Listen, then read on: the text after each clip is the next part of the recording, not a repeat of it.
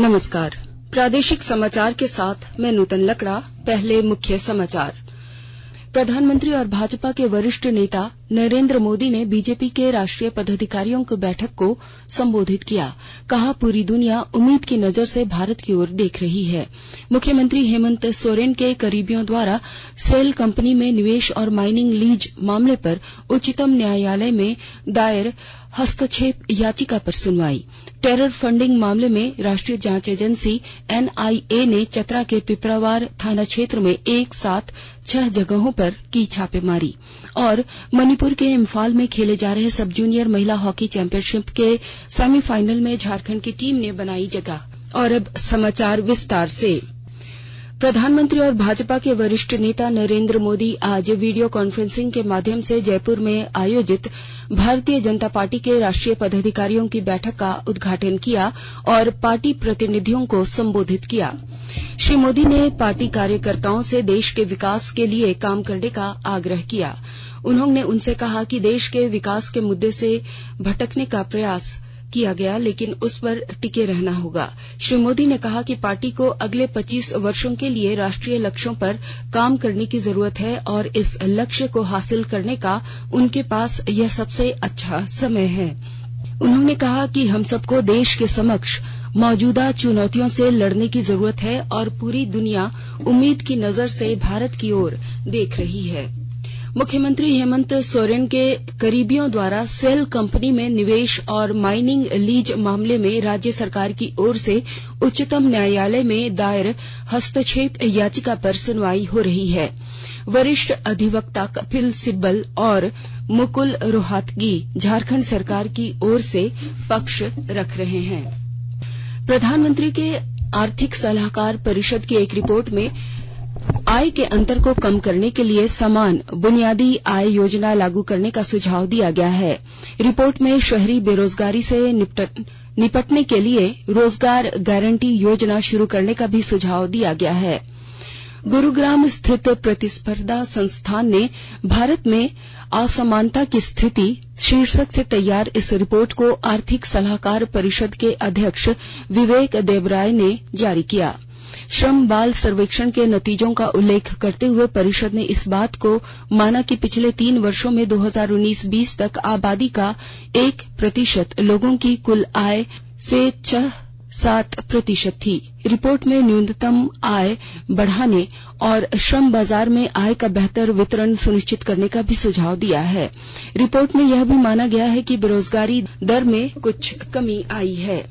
राष्ट्रपति रामनाथ कोविंद ने कैरिबियाई देशों की अपनी यात्रा के अंतिम चरण में सेंट विंसेंट और ग्रेनेडाइंस के गवर्नर जनरल सुश्री डेम सुसान डॉगन से मुलाकात की। दोनों पक्षों ने कर संग्रह से संबंधित सूचनाओं के आदान प्रदान और सहयोग तथा प्राचीन कॉलडेर समुदाय के उन्नयन की परियोजनाओं के लिए सहमति पत्र पर हस्ताक्षर किए। राष्ट्रपति कोविंद जैविक उद्यान भी गए। वहां उन्होंने चंदन का पौधा लगाया।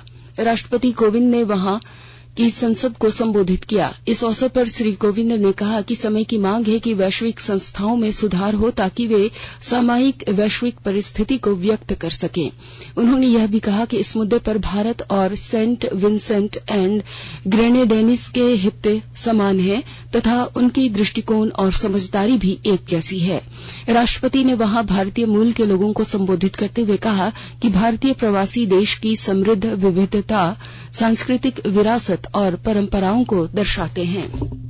झारखंड राज्य मानव अधिकार आयोग के कार्यवाहक अध्यक्ष एसके सतपथी ने कल राज्यपाल रमेश बैस से राजभवन में मुलाकात की। इस दौरान एसके सतपथी ने राज्यपाल को आयोग के वित्त वर्ष 2021-22 का वार्षिक प्रतिवेदन समर्पित किया। आकाशवाणी के ताजातरीन समाचारों के लिए आप हमारे वेबसाइट newsonair.com पर लॉग ऑन कर सकते हैं। ताजा समाचार Twitter handle @AIR News Alerts और Facebook page all India radio news पर भी उपलब्ध है। आप प्रादेशिक समाचार एकांश के ट्विटर हैंडल AIR News _ और फेसबुक, इंस्टाग्राम पेज तथा YouTube channel AIR News Ranchi पर भी हमारे बुलेटिन सुन सकते हैं। प्रादेशिक समाचार आप आकाशवाणी रांची से सुन रहे हैं और अब पेश है कोरोना से बचाव के कुछ संदेश। चलो मिलकर एक शुरुआत करें, चलो एक फैसला आज करें, मास्क नहीं तो टोकेंगे, कोरोना को रोकेंगे, चलो एक इरादा करते हैं, चलो एक इरादा करते हैं, मास्क नहीं तो टोकेंगे, कोरोना को रोकेंगे। भारत सरकार द्वारा जनहित में जारी। कोविड-19 से बचाव और सुरक्षित रहने के 3 उपाय। मास्क लगाएं, 2 गज दूरी है जरूरी, सुरक्षित दूरी रखें, हाथ और मुंह साफ रखें।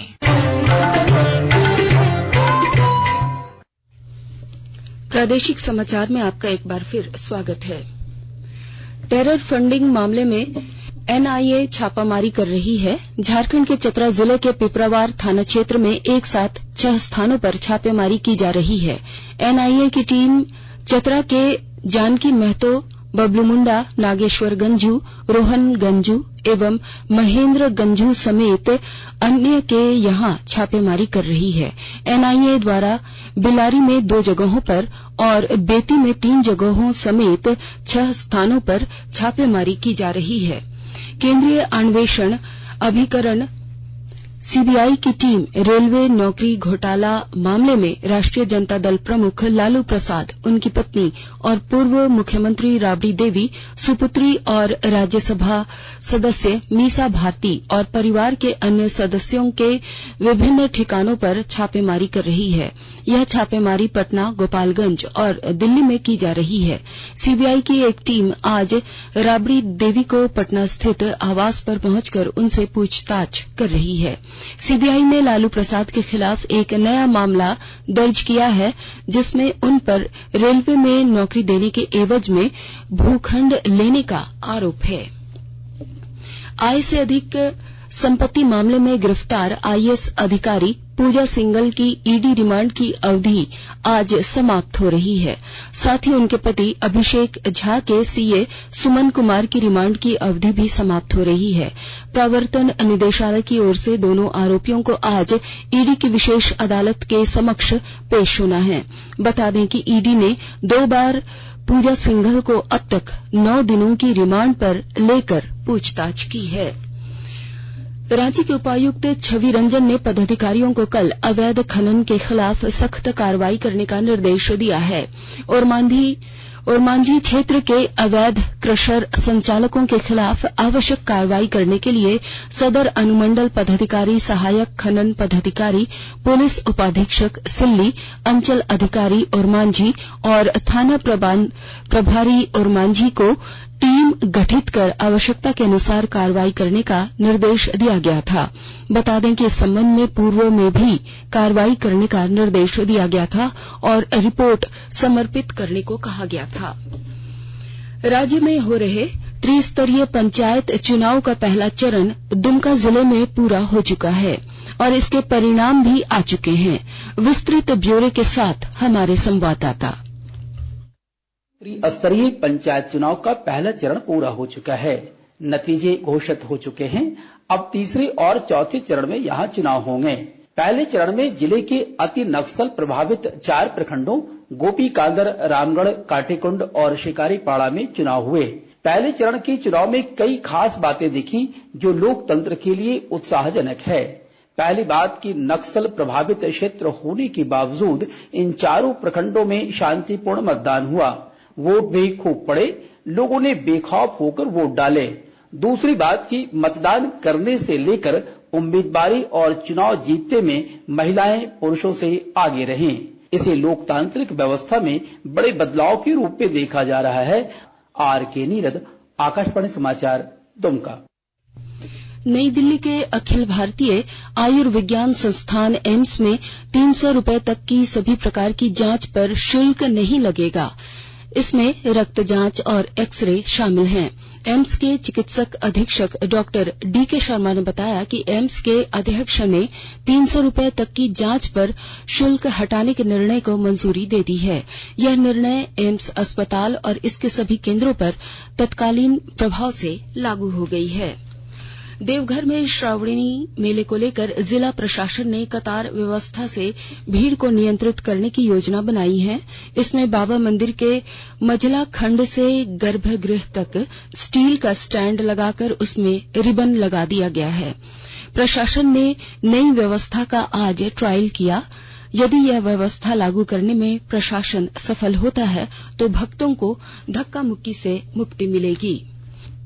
मणिपुर के इम्फाल में 11 मई से जारी 12वीं राष्ट्रीय सब जूनियर महिला हॉकी चैंपियनशिप के क्वार्टर फाइनल मुकाबले में झारखंड की टीम ने पंजाब को पराजित कर सेमीफाइनल में प्रवेश कर लिया। झारखंड की टीम ने 5 गोल दागकर मैच अपने नाम किया। झारखंड की टीम से निशा मिंज ने 2 गोल, बिनीमानी धान ने 2 गोल तथा स्वीटी डुंगडुंग ने 1 गोल किया। पंजाब की ओर से मात्र 1 गोल 48वें मिनट में लखवीर कौर ने पेनल्टी कॉर्नर से दागा। इस्तांबुल में कल 12वीं IBA महिला विश्व कप मुक्केबाजी चैंपियनशिप में भारत की निखत जरीन ने 5-0 से शानदार जीत दर्ज कर स्वर्ण पदक जीत लिया है। निखत ने 52 किलोग्राम वर्ग के फाइनल में थाईलैंड की जितपोंग जुतामास को आसानी से हरा दिया। 6 बार की champion Mary Kom, Sarita Devi, jenny RL और लेखा केसी के बाद निखत विश्व मुक्केबाजी चैंपियनशिप में स्वर्ण पदक हासिल करने वाली 5वीं भारतीय महिला मुक्केबाज बन गई है। 2018 में मैरीकॉम की जीत के बाद भारत का पहला स्वर्ण पदक है। वहीं सेमीफाइनल मुकाबलों के बाद भारत की मनीषा ने 57 किलोग्राम वर्ग में और परवीन ने 63 किलोग्राम वर्ग में कांस्य पदक हासिल किया। दुनिया की सबसे बड़ी मुक्केबाजी प्रतियोगिता में भारत ने 3 पदक के साथ अपने अभियान का समापन किया। झारखंड में कल आंधी बारिश और ठनका की चपेट में आने से 7 लोगों की मौत हो गई। गोड्डा और साहेबगंज जिले में 2 लोग की मौत हो गई, जबकि रांची, रामगढ़ और दुमका में 1-1 लोगों की मौत हुई। उत्तर प्रदेश के विधानसभा के नवनिर्वाचित सदस्यों के लिए आज एक विशेष प्रशिक्षण कार्यक्रम की शुरुआत की गई है। इस मौके पर लोकसभा अध्यक्ष ओम बिड़ला ने विधानसभा सदस्यों को संबोधित करते हुए कहा कि विधानमंडल की कार्रवाई सार्थक रूप में होनी चाहिए। इससे पूर्व श्री बिड़ला ने 2 दिन के इस कार्यक्रम का उद्घाटन किया। 2 दिवसीय कार्यक्रम के दौरान नवनिर्वाचित सदस्यों को सदन के नियमों और क्रियाकलापों के बारे में जानकारी दी जाएगी। विधानसभा सदस्यों को इसके अंतर्गत तकनीकी प्रशिक्षण भी दिया जाएगा। दक्षिण पूर्व रेलवे के चकल्धरपुर रेल मंडल के जिरोली बांसपानी स्टेशन के बीच मालगाड़ी की चपेट में आकर 3 हाथियों की मौत हो गई। घटना गुरुवार रात की है। चक्रधरपुर रेल मंडल के सीनियर DCM मनीष कुमार पाठक ने घटना की पुष्टि करते हुए बताया कि हादसे में 3 हाथियों की मौत हुई है। मृतक हाथियों में 1 बड़ा और 2 छोटा हाथी है। दुर्घटना के बाद रेल पटरी जाम हो गई। रेल पटरी जाम होने से मालगाड़ियों का परिचालन ठप पड़ गया था। उन्हें राहत और बचाव कार्य चलाकर वहां से हटा दिया गया है और आवागमन शुरू कर दिया गया है। हजारीबाग के आंगो थाना क्षेत्र में अवैध कोयला लदे ट्रैक्टर के नीचे दबकर 2 मजदूरों की मौत हो गई।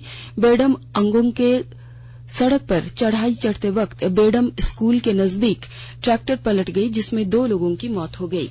और अब अंत में मुख्य समाचार एक बार फिर। प्रधानमंत्री और भाजपा के वरिष्ठ नेता नरेंद्र मोदी ने बीजेपी के राष्ट्रीय पदाधिकारियों की बैठक को संबोधित किया। कहा, पूरी दुनिया उम्मीद की नजर से भारत की ओर देख रही है।